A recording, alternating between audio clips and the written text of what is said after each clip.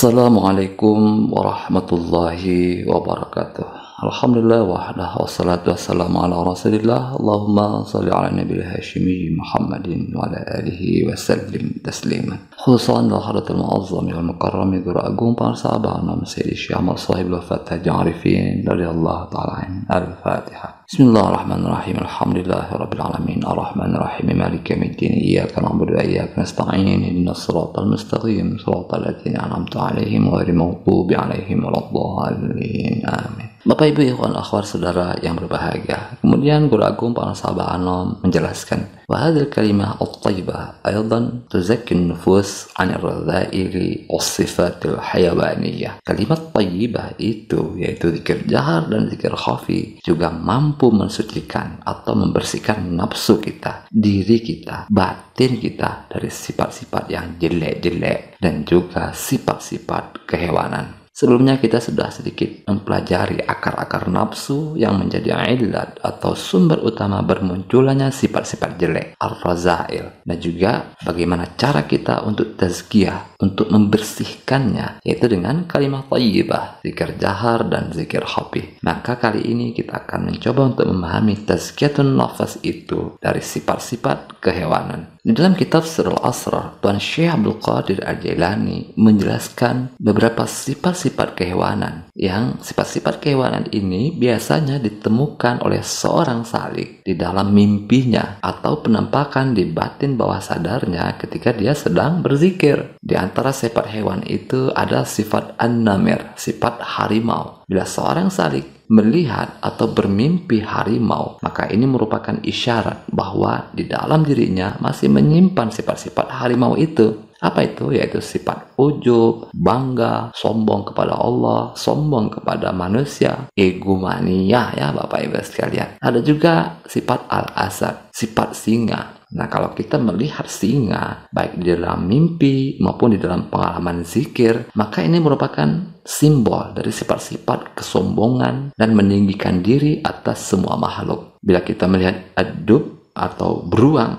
berarti ada sifat-sifat marah, ada sifat dominan atau sifat berkuasa dalam diri kita terhadap orang-orang yang di bawah kita. Kalau kita melihat al-dhi'bu atau serigala, berarti kita masih menyimpan sifat-sifat serigala. Apa itu sifat-sifat serigala? Suka memakan yang haram dan syubhat. Ada al-kalbu, sifat anjing. Nah, ini merupakan simbol dari sifat cinta dunia. Dan seringkali seseorang melakukan kemarahan, kekerasan, dan juga anarkis. Nah, itu karena didorong kecintaannya pada dunia itu.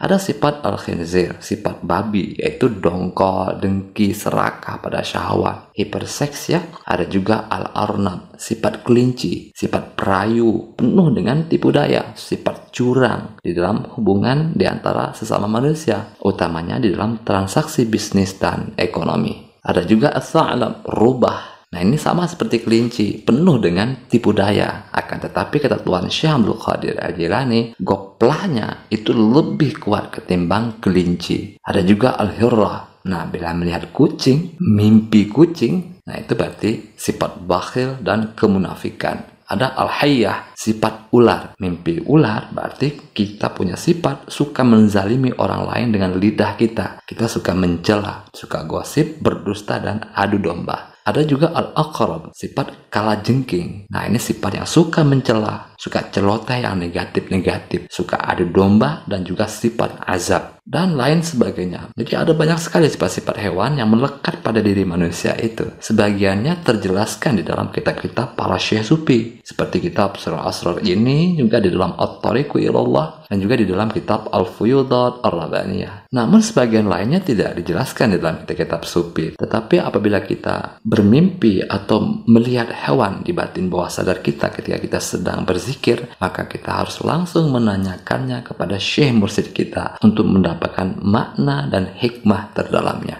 Bapak Ibu ikhwan akhwat saudara yang berbahagia. Kemudian Tuan Syekh juga memberikan komentar terhadap sifat-sifat kebinatangan tadi, sifat-sifat kehewanan tadi yang terkadang muncul di dalam mimpi seorang salik atau muncul di alam pikiran bawah sadarnya. Fa idza ra'a as-salik ayyuhariba ma'a hadhil mu'dhiyat wa lam yaglib 'alaiha ar-ru'yah falyajtahid bil ibadati wadzikri. Bila seorang salik melihat di dalam mimpinya gambaran-gambaran hewan-hewan tadi, maka hendaknya dia memerangi mimpi-mimpi merusak ini. Namun bila dia belum bisa menguasai mimpinya, artinya mimpi itu masih dominan muncul, maka hendaknya dia berjuang dengan ibadah dan zikir kepada Allah. Nah, ini sama seperti yang dijelaskan oleh para sahabat di awal tadi ya, yaitu kalimat thayyibah untuk tazkiyatun nafas, untuk membersihkan batin, yaitu dari sifat-sifat kehewanan. Jadi kalimat thayyibah, zikir jahar dan zikir khafi. Bapak Ibu ikhwan akhwat saudara yang berbahagia, ru'yah, alam mimpi ini merupakan alam bawah sadar. Karena itu hewan-hewan tadi bisa saja muncul ketika seseorang sedang tidur atau ketika dia sedang mengalami trans, masuk ke alam bawah sadar ketika dia sedang berzikir. Jadi ada sebagian ikhwan itu cerita, kok waktu zikir aku melihat binatang-binatang aneh, aku kok melihat babi ya.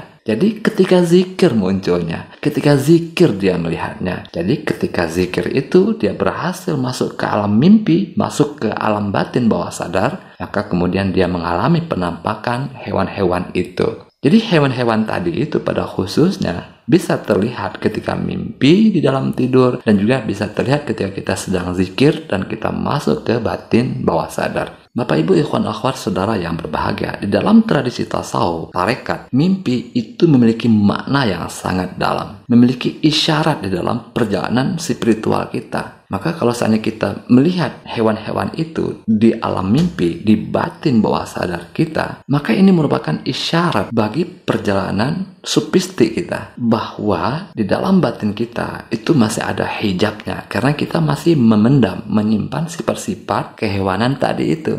Lalu kenapa bisa teralami mimpi-mimpi seperti itu? Atau waktu zikir itu kita menemukan atau melihat hewan-hewan itu?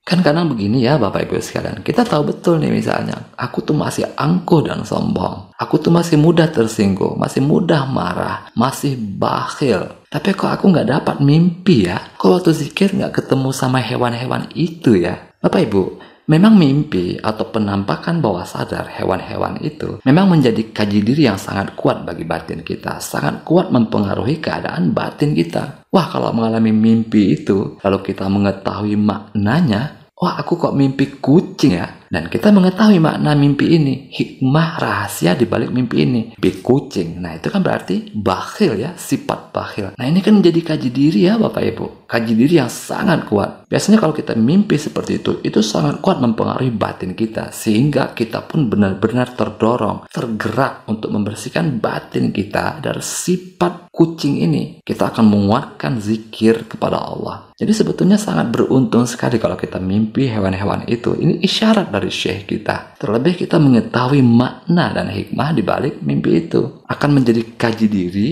dan kita akan memiliki semangat yang kuat untuk membersihkan batin kita dengan zikir kepada Allah. Dan tidak hanya itu, sandaran batin kita kepada syekh mursyid kita, pengaduan kita kepada beliau, karena kita masih menyimpan sifat-sifat hewan itu, akan menjadi sangat kuat juga karenanya. Nah Bapak Ibu, tapi kan kadang tidak semua orang mendapatkan mimpi itu ya. Kenapa demikian? Karena bisa jadi ya, salah satu alasannya keluhan kita itu belum terlalu kuat di batin. Memang kita mengeluh, aduh kok aku masih suka bohong ya, kok aku sahabatnya masih kuat ya, kok aku masih mudah tersinggung ya. Kita memang mengeluh, tetapi keluhan kita itu tidak begitu kuat di batin bawah sadar. Keluhan itu mungkin baru di tingkat intelektual, baru di tingkat pikiran. Kita belum mengeluh dengan kuat di batin bawah sadar. Batin kita belum benar-benar menjerit. Inilah salah satu alasan ya Bapak Ibu, kenapa kita tidak mendapatkan isyarat-isyarat itu melalui mimpi atau penampakan bawah sadar ketika kita sedang berzikir. Namun demikian Bapak Ibu sekalian, apakah kita mendapatkan mimpi itu atau tidak? Jangan terlalu dipusingkan ya Bapak Ibu. Yang penting kita tetap mendawamkan zikir kepada Allah, baik zikir jahar maupun zikir khafi. Karena zikir merupakan mesin digital yang akan membersihkan batin kita, baik dari sifat-sifat jelek, ar-razail, maupun dari sifat-sifat kehewanan, sifatil hayawaniyah. Baik, itu saja yang dapat kita pelajari pada kesempatan kali ini. Semoga ada hikmahnya untuk batin spiritual kita, khususan dalam halatul ma'azzami wal mukarrami guru agung para sahabat Sayyidi Syekh Ahmad Shahibul Fattah Arifin radhiyallahu ta'ala an. Al-Fatihah. Bismillahirrahmanirrahim. Alhamdulillahirabbil alamin. Arrahmanirrahim. Maliki yaumiddin. Iyyaka na'budu wa iyyaka nasta'in. Ihdinas siratal mustaqim. Siratal ladzina an'amta 'alaihim ghairil maghdubi 'alaihim waladdallin. Amin. Allahumma shalli 'ala nabiyil hashimi Muhammadin wa 'ala alihi wa sallim taslima. Allahumma shalli wa sallim wa barik 'alaihi. Wassalamualaikum warahmatullahi wabarakatuh.